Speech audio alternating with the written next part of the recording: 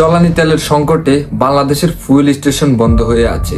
মানুষজন গাড়িতে তেল ঢুকাতে পারতেছে না। সারা বাংলাদেশের পরিস্থিতি ভয়াবহ।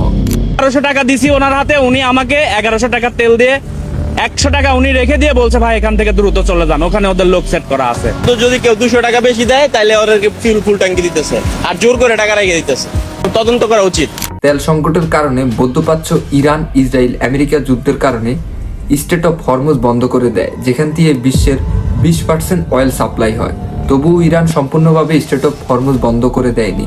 যদিও ডোনাল্ড ট্রাম্প ইরানের এনার্জি সাইটগুলোতে অ্যাটাক করে, তাহলে স্ট্রেট অফ হরমুজ বন্ধ করে দিবে এবং ইরান যেই শিপগুলোতে অ্যাটাক করে সেগুলো ইসরায়েল এবং আমেরিকার জন্য তেল বহন করে। এখন কথা হলো, সারা বিশ্বের মধ্যে বাংলাদেশের পরিস্থিতি কেন এত ভয়াবহ? যেসব দেশগুলো থেকে অয়েল ইম্পোর্ট করে Bangladesh, Singapore, Malaysia, India, China এবং মধ্যপ্রাচ্য থেকে, এবং বাংলাদেশের যেই দেশগুলোতে অয়েল সংকট সেগুলো হলো দক্ষিণ পূর্ব এশিয়ার দেশগুলো, Sri Lanka, Pakistan, Philippines, Myanmar, Thailand, Vietnam, India. কিন্তু এই সবগুলো দেশের মধ্যে বাংলাদেশের পরিস্থিতি খুব ভয়াবহ। বলা চলে বাংলাদেশে আগে কখনো এরকম পরিস্থিতির সম্মুখীন হয় নাই। যে পরিস্থিতির জন্য কি সরকার দায়ী? এর জন্য কি সরকার ব্যর্থ? কেন তেলের মজুদ রাখেনি? যেখানে 1 মাস হলো না দেশ চলে গেছে সংকটে।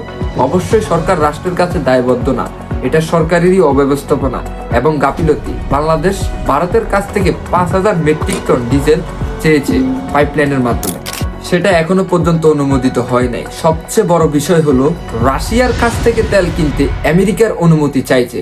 এখন কথা হলো, বাংলাদেশ আসলে কার? আজকে বাংলাদেশের সার্বভৌমত্ব কোথায়? বাংলাদেশ তেল কিনবে, সেটার জন্য আমেরিকার কাছে অনুমতি লাগবে কেন?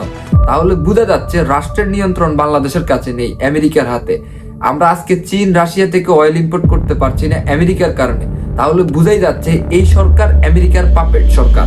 তাহলে সরকার বিভিন্ন বিকল্প পদ্ধতিতে সংকট মোকাবেলা করতে পারতো। তাহলে সরকার কেন জোরদার হচ্ছে না? তাহলে কি ডলার রিজার্ভ নেই বাংলাদেশে, নাকি সরকার তার অলিগারদের অর্থনৈতিক ফায়দা দিচ্ছে এই সংকটকে ইস্যু করে? সামনের দিনগুলো থেকে আপনাদের জনগণকে বাঁচতে হলে এই প্রশ্ন করতে হবে, আমার অধিকার কোথায়?